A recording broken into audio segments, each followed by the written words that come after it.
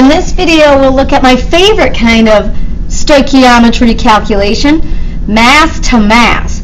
I think these are just the ones that you use most often. In the lab, I want to measure my reactants in grams. I want to measure my products in grams. And the mole thing is great, and there are times when that can be useful, but mass to mass are by far the most useful. So like any stoichiometry problem, we need a balanced equation. How many grams of hydrogen are necessary to completely react with 50 grams of nitrogen to produce ammonia? I don't care about that 50 grams of nitrogen. The first time I read this, I just see hydrogen completely reacts with nitrogen to produce ammonia. Hydrogen is diatomic. I need to put that in as H2. Nitrogen is diatomic, N2. And they give me the formula for ammonia, NH3. All right, so we balance it. That should be the easy part. We're masters at balancing equations, right?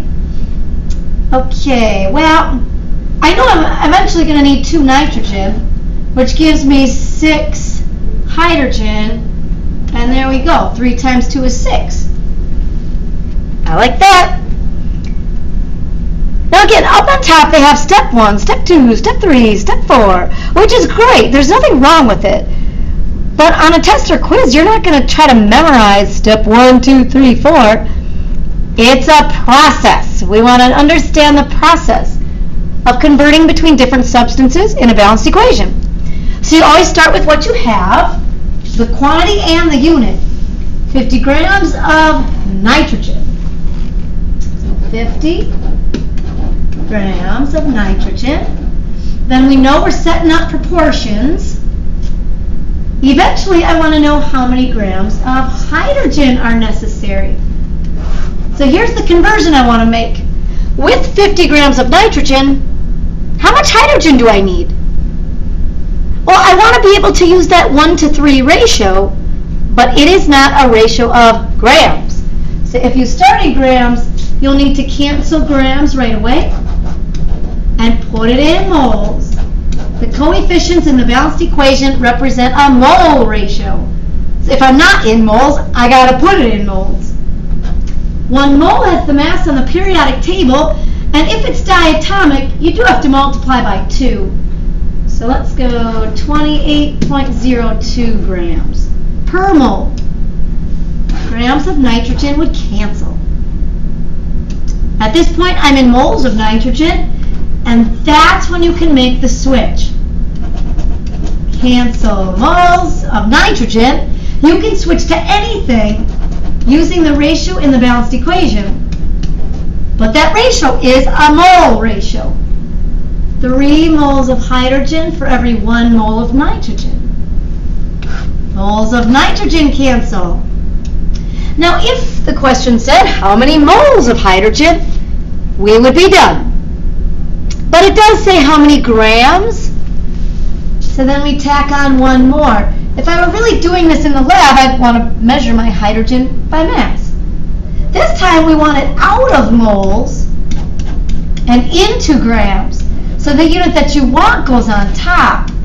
This time I want grams. At the beginning, I did not want grams. I needed moles so I could use that ratio in the equation. This time, I want it back to grams. Grams on top. H2 diatomic hydrogen on my periodic table is about 2.02 grams for 1 mole. Moles and moles will cancel. And we are done. We've canceled every unit besides the one that I want, grams of hydrogen. Now we just plug it in. So I'm going to go 50 divided by 28.02 times 3 times 2.02. And with 3 significant figures like the original number, how about 10.8 grams of hydrogen? Do you see how this works? This is the turning point right here.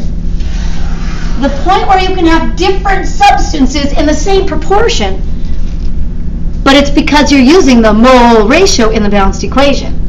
If you have moles already, then you can start with the ratio. But if you have grams, you need to switch it to moles first. Then you can use the ratio from the equation. And finally, if they want it back in grams, tack on one more. Switch it back to grams using the molar mass on the periodic table. Okay, so let's try one more. Actually, this gets really good. In the above reaction, how many grams of ammonia will be produced when 50 grams of nitrogen react with hydrogen gas? Okay, so we still have the same numerical value, 50 grams of nitrogen, 50.0 grams of nitrogen. This time I want to know how much product will be formed. So I want to be able to use that 1:2 ratio, but it's not a ratio of grams, so we're going to need it out of grams into moles. Just like we did above. 1 mole is 28.02 grams. Cancel grams, cancel grams. Now I can make the switch. Once I'm in moles, I can switch to anything in the balanced equation. It's not the nitrogen. This time we want ammonia. We want the product. What I want goes on top, and the numerical value, the 2:1 ratio from the balanced equation. Moles of nitrogen will cancel. And if they want to know how many grams of ammonia, then we go one step further. We'll cancel moles. We want it in grams. Anytime you see grams, you go to your periodic table. We'll just add these up.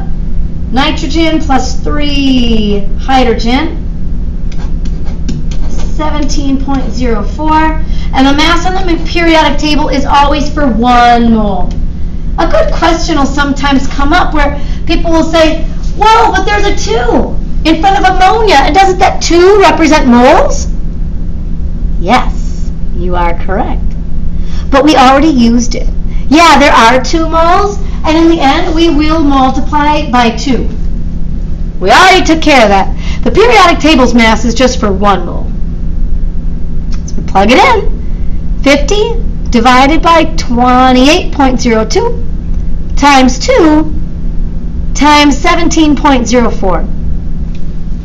And with 3 significant figures,